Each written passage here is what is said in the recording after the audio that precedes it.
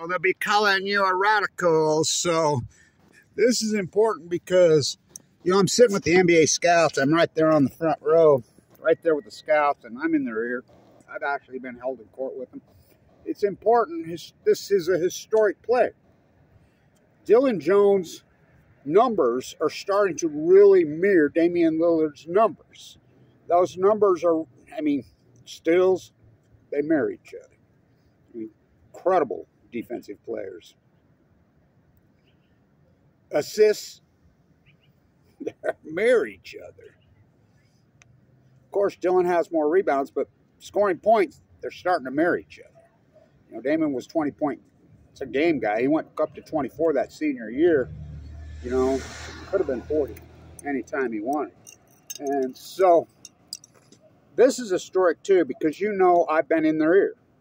I'm like, no, your sports merchandise, you need to make them in the USA, make them right here at Coleman's. This is made right here in Ogden. You know me, I refuse, I won't buy their slave-made gear imported. You know, and again, it falls back to Lillard. I've always loved Lillard's game. How can you not? And what he's done as far as his physical conditioning, that's a whole nother dissertation. But he, as the player, oh, fuck, forget about it. Actually blows my fucking mind. But, you know, you're talking one of the greatest sports merchandising contracts in the history of sport he has. I'm not into it, man. You know, bring it home. Bring it home. You know, locally. This is made here. Right here at Coleman. Right here at Coleman in Ogden. So is this made here, roughly. So are these. Everything on these. So, the team been a disappointment? Kind of, sort of. And I want to say this. I don't like coaches. I don't like any of them. College athletic coaches, actually, they give me the heebie-jeebies because they're so grotesquely overpaid. They're egomaniacs when most of it's false bravado. Most of them are a bunch of geeky-ass fuckers. You know, I really don't like them. They're over. I don't like any of them. None. 0 point. They're overpaid. This is about college student-athlete. Student-athlete isn't like it used to be in the old days. This is the real thing. They don't just let them slide. They go to school. They have to do that. I mean, this is a tough gig. And some of these coaches are so militant and so hardcore, they over-practice. I go back to Allen Iverson. You know what he said, Clark, he shot the air ball, or Weber State would have went to the Sweet 16. One of the worst shots in fucking history, Allen Iverson shot against Weber State to go to the Sweet 16. You know, he was trying to fucking score air ball. The guy caught it, put it in at the buzzer. One of the flukiest fucking baskets in sports. And, well, that's the Waters curse at Weber State. So, and I voted for Jimmy DeGraffi to coach here, which I still say he should be the coach here. But whatever. This team is loaded with unbelievable talent. We had this conversation, you know, with my granddaughter's boyfriend and my grandsons. And I'm like, what the hell? If you could go back and watch Lillard, we just show up. I watched all those games, you know, because that boys used to go, you know, football. They're pissed off. You know, they go to all the football games because they liked Rashid, but they're turned off. Why? Watch him lose? He says, no, to watch Lillard. I mean, Dillon Jones. Dillon, Dantley, Magic Jones. And it's like this. I tell the scouts, the book on him, the great shooter. Are you fucking nuts? This dude is one incredible shooter. I remember, I go back to Magic. Magic Johnson, everybody, the book on him, the knocks on him, whatever. He's too big to be a point guard, whatever.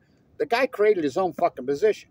Was he a point? Fuck yeah, he was a point guard. You know, one of the greatest point guards in fucking basketball history. 6'9". But Dillon Jones is a way better shooter than Magic out there on the arc. Magic never shot threes. Rebounding, scoring, passing, fucking triple-double machine. Hasn't been a triple-double here since 2000. The great Eddie Gill. You know, but Dillon's right there. Dillon could put up 40 anytime he wanted. I wish he would. He'll play, you know, the thing, he's going to be this role player coming. Bullshit. Watch where he goes in the draft. Watch. These guys, he's got their attention. He's all that. I'm telling you.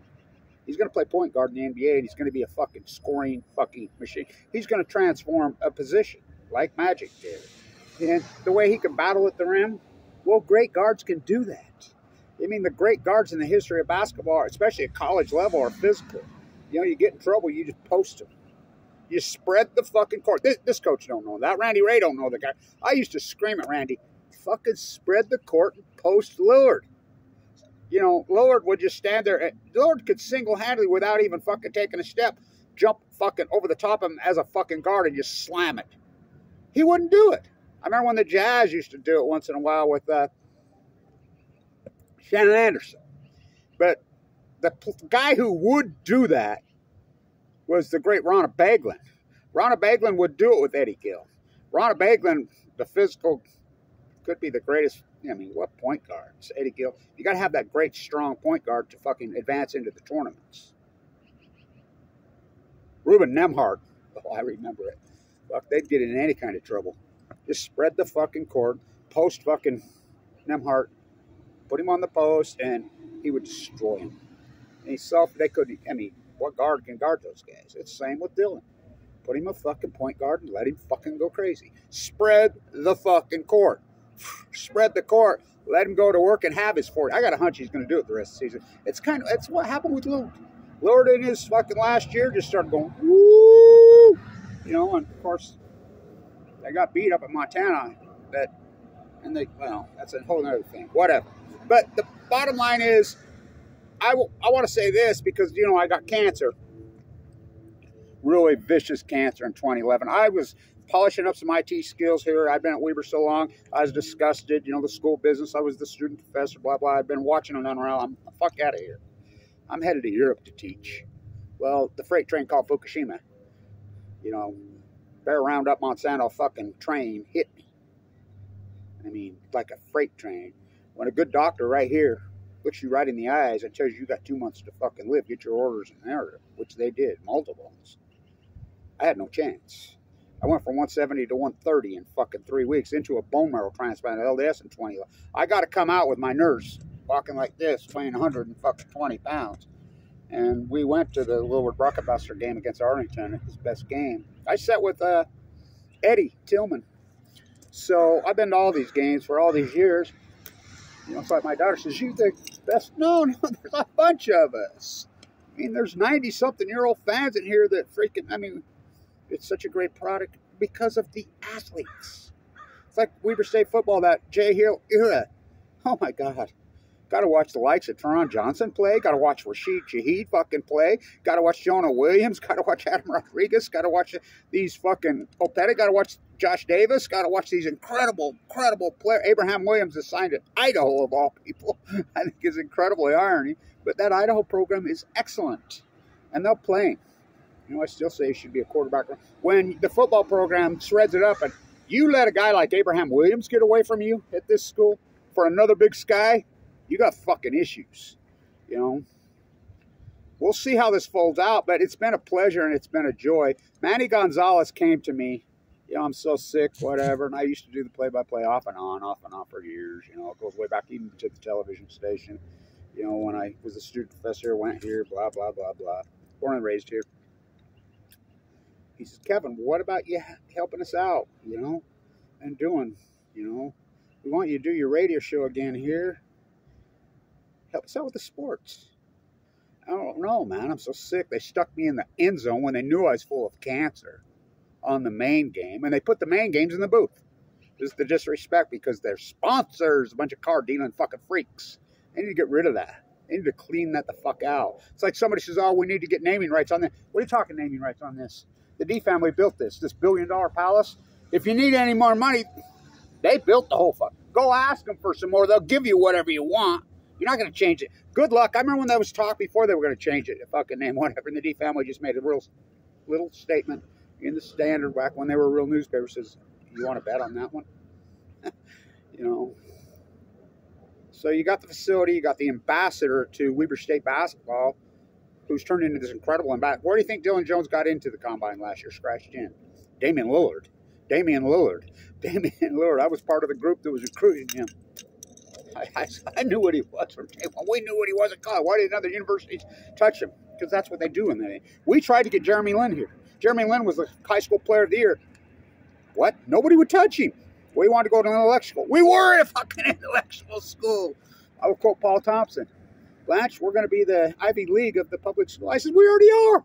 #1 school business in the fucking country. I'm the stupid professor there. We're beating Harvard. We're beating Yale. We're beating them all. Not now. Nice, Birdie. Nice.